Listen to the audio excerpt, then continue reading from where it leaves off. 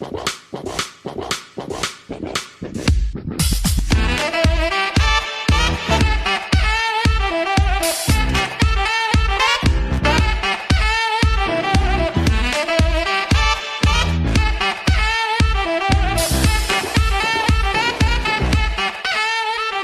to In Pursuit of Truth. This is your host, Sir Patrick Mack. We are back. Boys and girls, grab the coffee and have a seat. I don't have any time for cute doggy intros today. I'm going on very little sleep, and there's a couple of important things that I want to talk at you about today.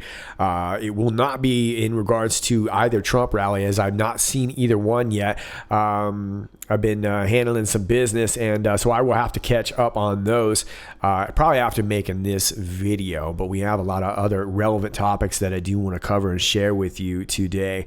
But I also want to take this moment to sort of use my platform to send a message. So at the risk of sounding too cryptic, I just want to say, for those of you who are listening and have been looking out for Sir Patrick Mack, good looking out. Thank you. And your presence was felt. It's been a hell of a 48. And, it's definitely getting late in the game.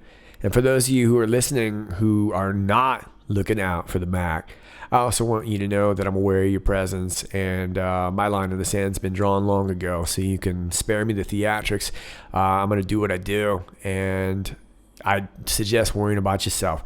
And if you have no idea what I'm talking about, I'd say don't worry about it. Just know that it's, like I said, it's getting late in the game, and we've got a few relevant topics that need to get out. So we're going to get right on that, and yeah, let's do it. Okay, first things first, to give you a little bit of a basis for what we're going to talk about right now, I highly suggest you check out my video from the 7th entitled Cardinal Sins. We were talking about this raid on the Vatican, essentially by their own Vatican Bank. The Vatican Bank is assessing that there was some misdeeds done at the Vatican Bank, which is rather ironic considering the Vatican Bank's long penchant for knuckleheadedry. Now, before I continue, I just want to point out that I'm going to probably toss out the term maybe Catholic Church from time to time. Please understand, I am talking about these higher ups. I'm talking about the Vatican. I'm not talking about the Catholic congregation, which may include many of you. Please understand that, and please don't conflate my words. I am not knocking the entire Catholic Church here. I am pointing out the misdeeds at the very top. And, sometimes I'm just going to use, I don't want to basically debate over semantics here, but we are talking about essentially the upper echelon here of the Catholic Church, which is indeed a mess. Now, if you've not seen this video, I highly suggest that you do. This raid, I think, was very significant. We're going to talk a little bit more about that today. But we also talked about this real estate guy, Danielle Bodini, whose helicopter had crashed in New York some months ago. You guys probably remember that story, but please go back and check out this video, Cardinal Sins, if you want to get some base knowledge for what we're talking about today. Now, this is an article from the Catholic Herald, and this is dated from the 10th, entitled The Vatican Money Mystery That Leads Back to London. And we're going to kind of recap some of this here. The Vatican police raided offices in the Secretariat of State and the Financial Oversight Office, known as the AIF, Financial Information Authority, last week. 5 officials were suspended, 4 lay people and 1 Monsignor. The incident made headlines and then fell off the radar pretty quickly. Why? Yeah, well, we're going to figure it out. Part of the reason is that it's been tough to get details regarding the case. And I will say this is an incredibly complicated case that seems to go back quite some years. L'Espresso reported that the seizure of documents and hardware from the Secretariat of State and the suspensions were in connection with a series of operations related to a 200 million euro, and it was actually turned to be out a whole lot more than that, but about $247 million, they're saying, real estate deal in London gone sideways. Now, I want to stop right there before we even move on and remind you that if you've been following QAnon at all, Q has referenced the movie Godfather 3. And I was making the point in my last video entitled Cardinal Sins that this seems to be playing out very similarly. And if you remember the plot of this movie, Don Corleone, who was kind of trying to clean up his act, decides to go ahead and help out the struggling Catholic Church with tons and tons of money, but he does it in exchange for shares in an immobiliare, which is basically a massive international real estate organization. That's really, really important because we seem to see some of this stuff playing out right here. Now, it says that this real estate deal, in London gone sideways. I had a hard time figuring out which deal it was right off the bat, but it looks like it's this area right here in this Kensington neighborhood of London. And oddly enough, it seems to be kind of a newer area of tons and tons of apartments. You can see right there in the center of your screen, it's tons of apartments. I just have the 176 Kensington pinged, but it looks like it's this whole area that they went in on. And it didn't do so well. And so they kind of tried to remove the Catholic Church from some of the responsibility, which is what we're going to talk about here. But like I said, I didn't see any key buildings. It was more of this development that seemed to have gone bad. Now let's go back to this article here. Beyond saying that the Vatican police took documents and hardware in connection with an ongoing investigation and acknowledging the reported suspensions, the Vatican has offered no details regarding the case. In response to inquiries from the Catholic Herald, Matteo Bruni, director of the press office of the Holy See, said, "For the moment, there is nothing we will add to the press release we gave on October 1st. That press release was thin on details, to say the least. This Tuesday morning, it said, activities of acquisitions of documents and electronic apparatus were affected in the first section of the Secretariat of State and the Financial Information Authority. The operation, authorized with a decree of the promoter of justice of the Vatican City Tribunal, Gianpiero Milano, and the adjunct Alessandro Didi, of which the superiors were duly informed, is connected to complaints presented at the beginning of last summer by the Institute for the Works of Religion, the IOR, commonly known as the Vatican Bank, and by the Office of the Auditor General regarding financial operations conducted over time. Subsequent reporting by L'Espresso claimed that the transactions in question relate to a deal that has its roots in an investment opportunity with which emissaries of the Italian financier Raffaele Mincione, and that's the guy who was in charge of this property acquisition here in London I just showed you, presented the Vatican in 2011-2012 for a package, including a 45% stake in a property in the exclusive London district of Kensington. This was reportedly pitched as promising a 10% annual return on its nearly $200 million price tag. The Secretariat of State liked the deal and bought in, possibly using monies from the Peters Pence collection. Now I'm going to stop again, and we're going to head over to the Peters Pence collection. And this is on the USCCB.org. The United States Conference of Catholic Bishops. And as another side note, I want to point out that this crew seems incredibly suspect, and you're going to get more information in regards to this group from me. But I even see some, at now a little bit tenuous, but some connections that even lead to the Clintons. But let's read about Peters Pence. Pope Francis calls each of us to witness to charity and to show God's mercy to one another. He encourages us to open our eyes and see the misery of the world, the wounds of our brothers and sisters who were denied their dignity, and let us recognize that we are compelled to heed their cry for help. All right, well, I don't want to hear that from you. The Peters Pence collection unites us in solidarity to the Holy See and its works of charity to those in need. All right, great, fantastic. But let's get to the meat of the matter here. The purpose of the Peters Pence collection is to provide the Holy Father with the financial means to respond to those who are suffering as a result of war, oppression, natural disaster, and disease. But let's get more specific here. The Peters Pence collection has raised nearly $190 million to support our suffering brothers and sisters around the globe. Thank you for standing in solidarity with the Holy See through your generosity. Please continue to pray for our brothers and sisters in faith who are facing adversity. The Peters Pence collection derives its name from an ancient custom. In 9th century England, King Alfred the Great collected money, a pence, from landowners as financial support for the Pope. Today, the Peters Pence collection supports the Pope's philanthropy by giving the Holy Father the means to provide emergency assistance to those in need because of natural disaster, war, oppression, and disease. Okay, so these humanitarians here were taking money out of this collection that was originally set up as a pence from landowners. Well, it looks like they're taking that to buy land. Now let's go back to the Catholic Herald. To simplify a complicated story, and it is, according to L'Espresso, the investment wasn't performing as well as promised. Archbishop Edgar Peña Parra, the new Sostituto for General Affairs in the Secretariat of State, wanted to extricate the Holy See from a part of the deal involving Mincione-controlled funds and holding companies in Luxembourg, and acquire the rest of a London property. Let me stop right there. If you remember, the old Sostituto was this Cardinal Beccio, who is a complete mess, and I'm going to talk a lot about more about him in the other video that I just referred you to. But this new guy, Edgar Peña Parra, who I am not going to talk a lot about today, I just want to point out that this guy is also a hot mess. He is connected to a lot of stuff. In particular, seems to be that he has a lot of homosexual tendencies, which I guess would be fine if you weren't an archbishop. And he was also connected to a couple deaths in Venezuela.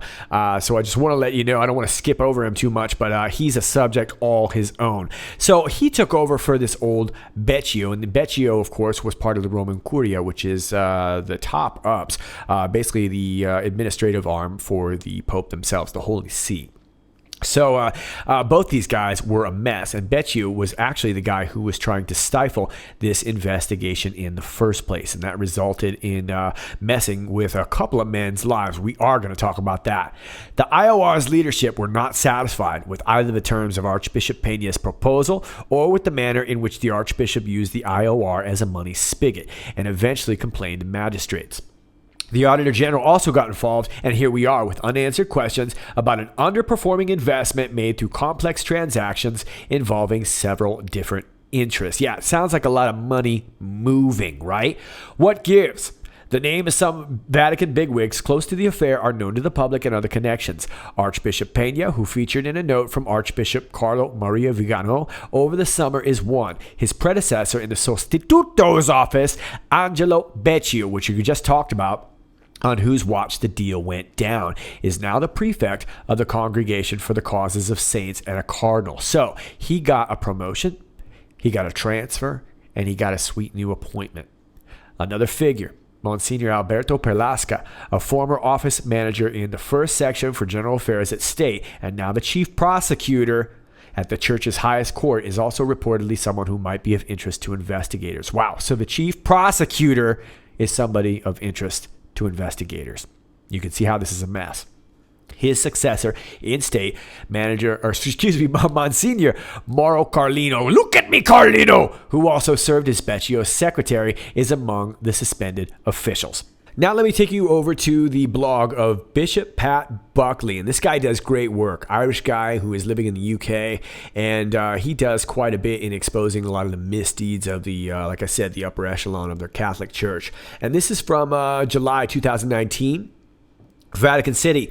By October 2016, 2 years into his term as prefect of the Vatican Secretariat for the Economy, Cardinal George Pell had become aware of a Vatican dicastery handling large amounts of unregistered cash in offshore accounts. But nearly 3 years later, the questions raised by Cardinal Pell about the management of administration of the patrimony of the Holy See, being the APSA, the dicastery which handles the Vatican's real estate and financial assets, have seemingly gone unanswered.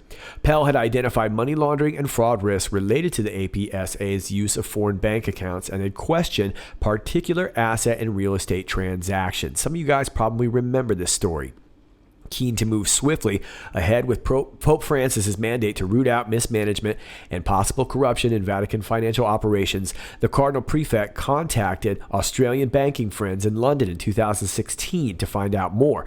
They estimated that possibly as much as €100 million could be held in these accounts, primarily in the branches of two private banks located in Lugano, Switzerland. And it looks like it was located in a handful of banks, and it's looking to be a lot more than $100 million. Cardinal Pell responded by saying he would ask a Swiss law firm to first collect bank statements going back 10 years of one of these accounts, and to have the Vatican's Auditor General, Libero Milone, a former partner with Deloitte, a multinational financial auditing and consultancy firm, inspect them. To do this, Pell had to ask in writing for Pope Francis's permission, which the Holy Father duly gave him with a simple signature. Now, I want to point out those two lives I was talking about was Cardinal Pell and Libero Milone, and they were both affected by this Beccio. Yet the bank statements never made it to Cardinal Pell or Milone, both of whom subsequently departed from their Vatican positions. An alleged sexual abuse scandal overshadowed the Cardinal, which you probably heard a lot about back in the day, and a barrage of accusations besieged Milone. Yes, it was Beccio who hit Milone with a barrage of accusations, saying that he was spying on them from the inside, when really it seems like both of these guys were legit just trying to figure out what was going on. But both of their lives were kind of ruined, and both of them basically got reassigned. But a year later, Vatican officials exonerated the auditor following an internal investigation that failed to produce evidence to support the accusations. Sources say the initiative to obtain the bank statements was most likely sabotaged after certain individuals became aware of the inquiry. And keep in mind, it was this guy Becchio that they don't seem to want to mention. Officials at APSA often use the excuse that they were having difficulty obtaining the data when asked for information pertaining to those accounts. They were delaying it, having problems, said one of the two informed sources in comments to the Register. Effectively, they were shielding the accounts. A major part of the resistance the Register had learned is that much of the money was kept in ciphered accounts, which the Promontory Financial Group, one of several outside contractors brought in to help clean up Vatican finances, warned in 2014 were a money laundering and fraud risk that needed to be addressed. Now, I want to remind you that much of this money laundering seems to be moving into real estate, which is a great way to launder money, of course. Why else would they take this money that was supposed to be a pence from landowners, turn it around and invest it in the land, and not just some kind of considered holy or sacred land or anything like that? This was a collection of shops, apartments, and whatnot. While many of the accounts are now thought to be closed, it remains unclear exactly how many there were or if any are still operating. Promontory believed there were at least 6 accounts generating potentially problematic activity, although Cardinal Pell's former dicastery, now headed by former APSA deputy Monsignor Luigi Misto. Luigi Misto. I knew there was supposed to be an S there, otherwise it's a manager. No, he's a Monsignor, is in charge of vigilance and control over APSA. Sources say it appears unlikely that the dicastery will ever know the precise amounts that were held in these accounts or to whom they belonged.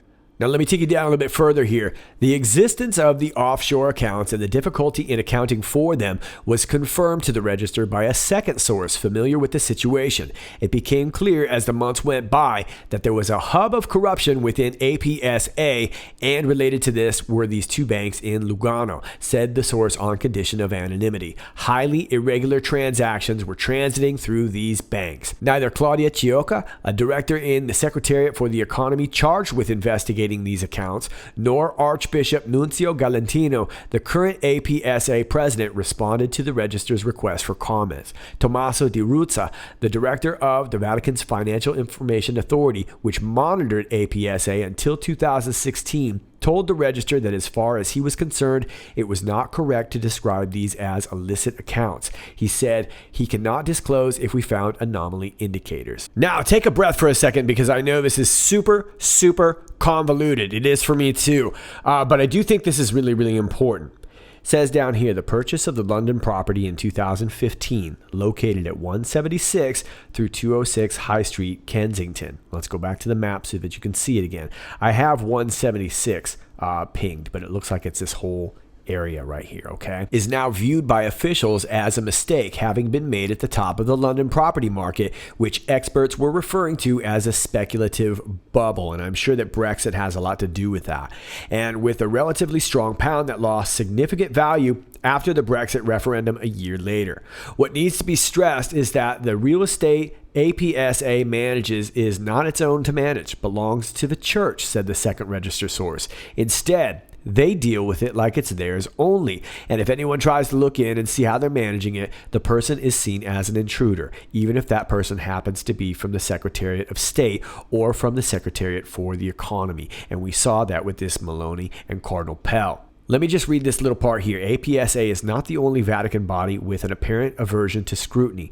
In 2017, the first ever external audit of the Vatican by PricewaterhouseCoopers, remember that name, PricewaterhouseCoopers, was abruptly canceled by the Secretariat of State just months after it had started, and having been agreed upon by the Council of the Economy, a group of cardinals that oversees the Secretariat for the Economy. Now, let me memorize you about Timothy Cardinal Dolan, and we talked about him already in the Cardinal Sins 1, so please go check that out if you don't remember this guy.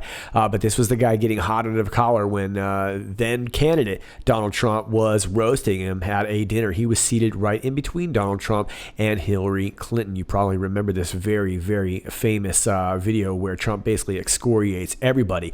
But Cardinal Dolan got off pretty light, because he's outwardly really non-political. As a matter of fact, he's outwardly probably a lot more conservative, but highly suspect indeed. And if you'll remember the video, Trump was mentioning how he got his real estate on Fifth Avenue. Yeah, exactly. But the reason I want to memorize you about him is because I want to take you down here where I was showing you these donors in this part of his blog right here. This is from his own blog on 2013. And Ken Langone, who is from the Home Depot fortune. And then there's our boy, Danielle Bodini, real estate scion, meaning that he comes from a long line of rich folks. And this was the guy whose helicopter crashed. It wasn't necessarily him in the helicopter that we know of, but his helicopter pilot was killed in a crash in New York City back, and I want to say it was June. Don't quote me on that. But it was some months ago. And this Danielle Bodini is deeply wrapped up with a ton of foundations, including the Frick Center and, of course, the Catholic Church. He was actually married by a guy who was also part of the Curia. So this was a guy who was also a Cardinal, Celi. So he's got some high up connections, not just with the Catholic Church, but really within the Vatican, the Pope himself. And Daniel Bodini, like I said, real estate guy, worth a ton. He was also mentioned in Jeffrey Epstein's little black book. Go back to my old video and check that out. But the reason I bring you back here is because of this name right here, Sam and Melody DiPiazza. And as many of you know, Sam was a former CEO of, you guessed it, Price Waterhouse Coopers. Now, I don't want to cast any aspersions on Sam, but I am showing you a direct connection to PricewaterhouseCoopers and the Catholic Church. And of course, PricewaterhouseCoopers, I just showed you, was doing an independent investigation of which got canceled. So I suppose if there's some money in the game, then I suppose they're not going to be real thorough with their investigation, right? And of course, this Cardinal Dolan was also wrapped up in some sex abuse stuff, covering up of sex abuse, and of course, more importantly, the movement of money right now, which likely is, of course, covering up the sex abuse. He moved $57 million into a cemetery trust fund. So it wasn't just about these real estate projects. It looks like the Catholic Church was moving money all over the place, and this was just another area here. Now, again, I'm not casting any aspersions on Sam DiPiazza, but I find his connections very, very interesting. Big Brothers, Big Sisters, the New York City Ballet, the World Trade Center Memorial Foundation, and very interestingly enough, the Mayo Clinic. All right, so now that we've gotten jiggy with some of this money laundering stuff, let's get even jiggier. And I want to thank the Anon who sent this to me. This was waiting in my inbox last night, and this is exactly where I wanted to go. Thank you for this find. UN honors Catholic activists using data to fight climate change. This is from October 8th, 2019. Greta Thunberg, the 16-year-old Swedish activist, I guess we could call her a scion too. Yeah, we know about your family, who has taken the world by storm through her climate strikes, is practically a household name, even receiving Pope Francis's encouragement for her efforts demanding global action on the environment.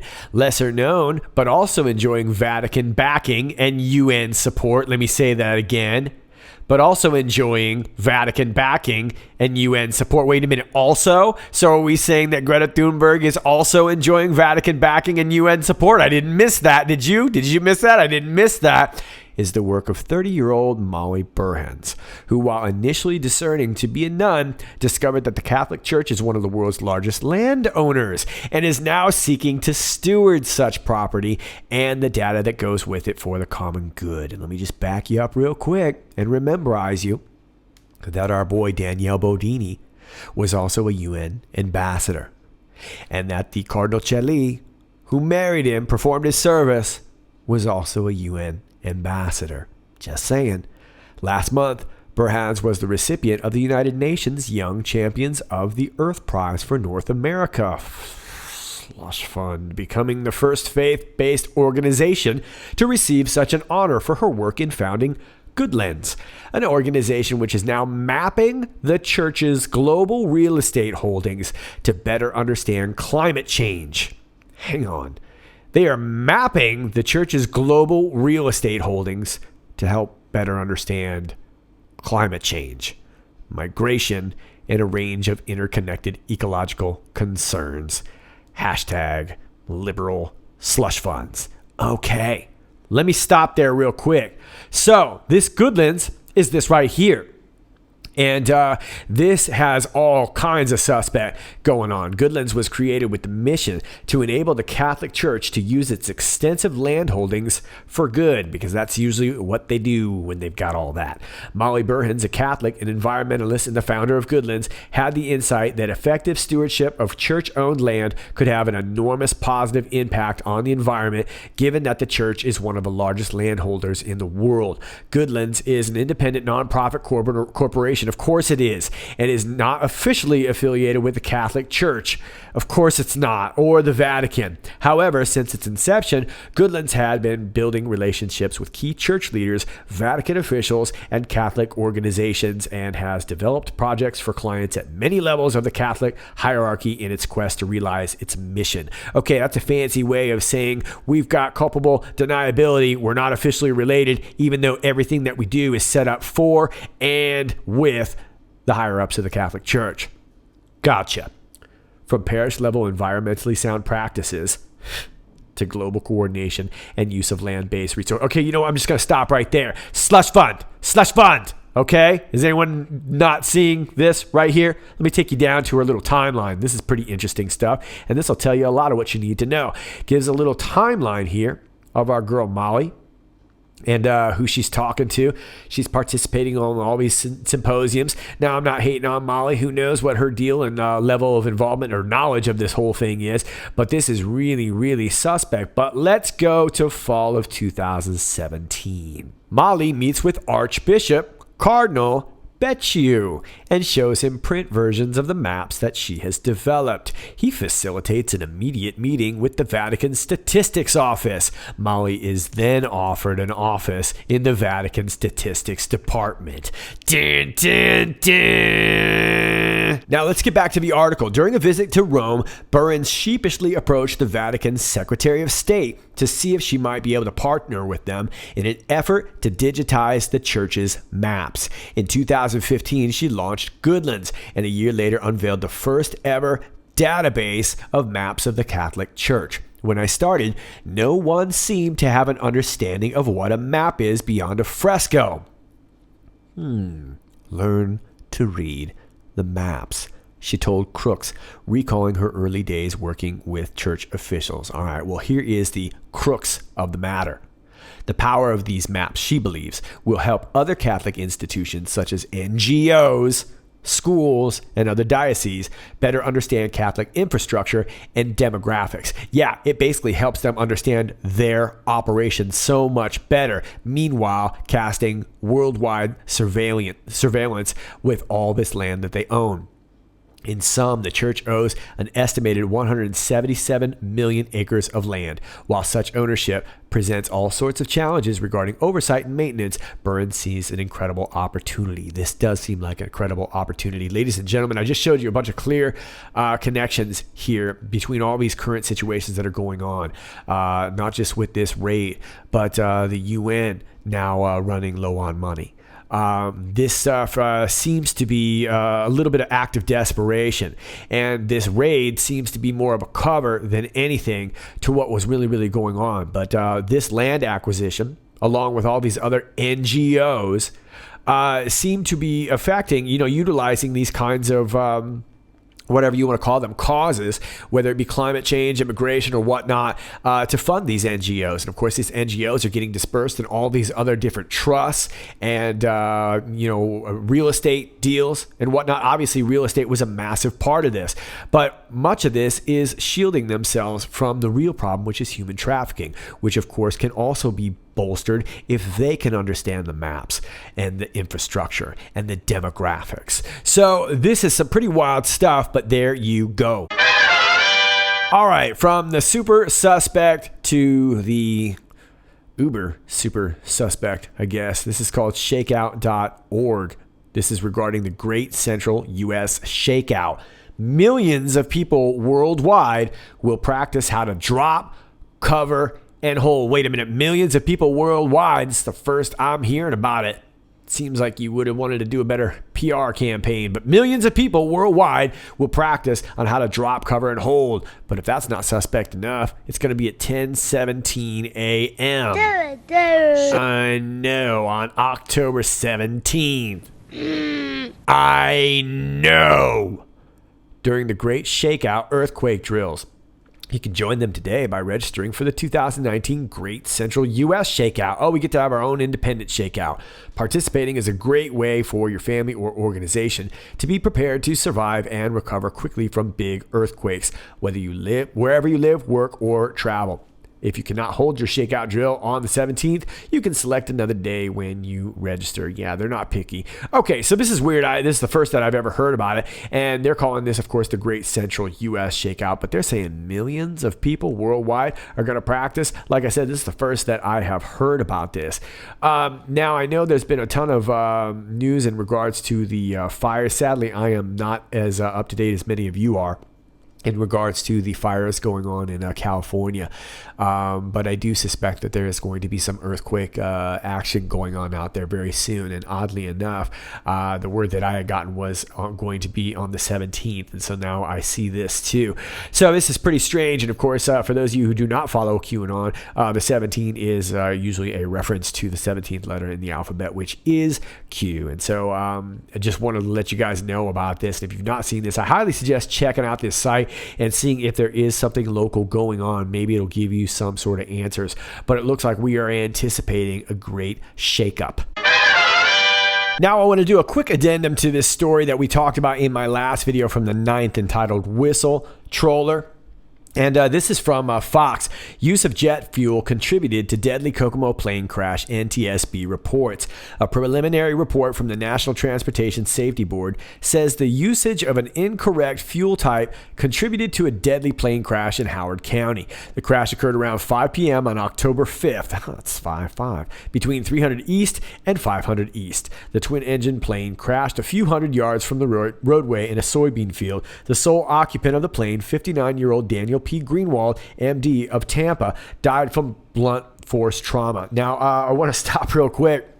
In my last video, I kind of left you hanging. I took a left turn on you and ended up showing at the end of my video a picture of Glenn Greenwald, particularly his Instagram picture where he was posing with Edward Snowden.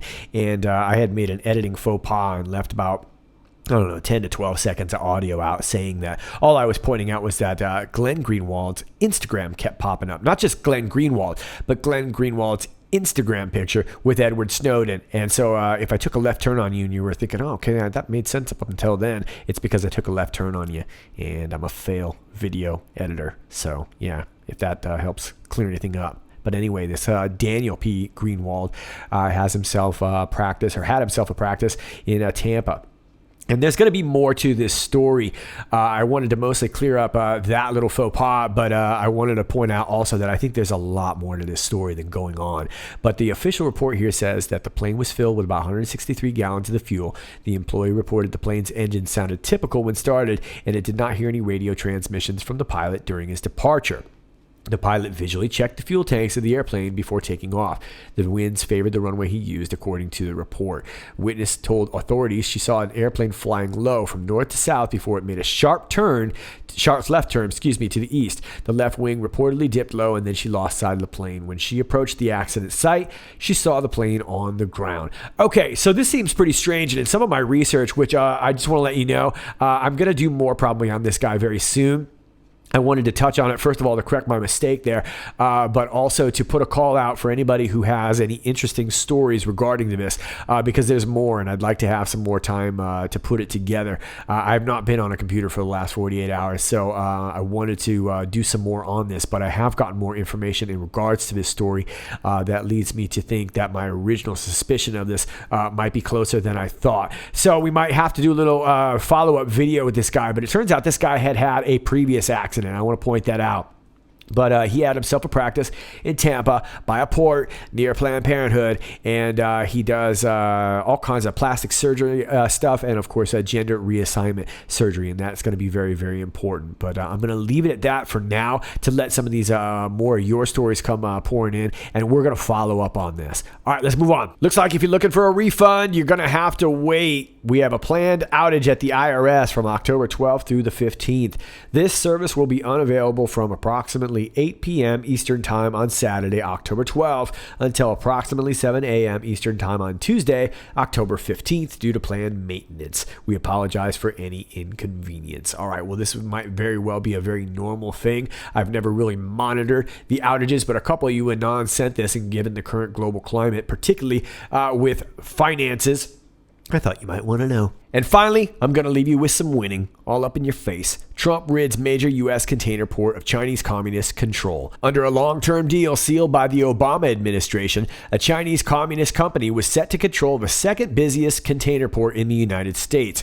In an unreported Trump administration victory, the communists are out after a drawn-out national security review forced a unit of China-based Costco, which is not to be mistaken for American-based Costco, which is where Chelsea Clinton and Hillary Clinton are probably signing books about crusty women. No, this is the Asian one. Costco Shipping Holdings, Orient Overseas Container Line, to sell the cherished container terminal business, which handles among the largest freight of imports into the U.S. It all started with a 40-year container terminal lease between the Port of Long Beach in Southern California and Hong Kong. The Obama administration proudly signed the agreement in 2012, giving China control of America's second largest container port behind the nearby port of Los Angeles.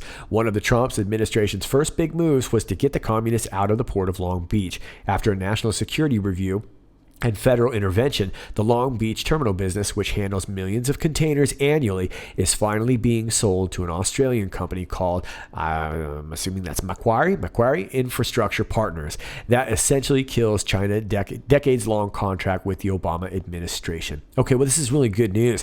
I have to say, it's not particularly new news. I could have sworn I reported on this like a couple months ago, but it is brilliant news nonetheless. And to get China out of the Port of Long Beach is really, really huge, because obviously it is such a huge port.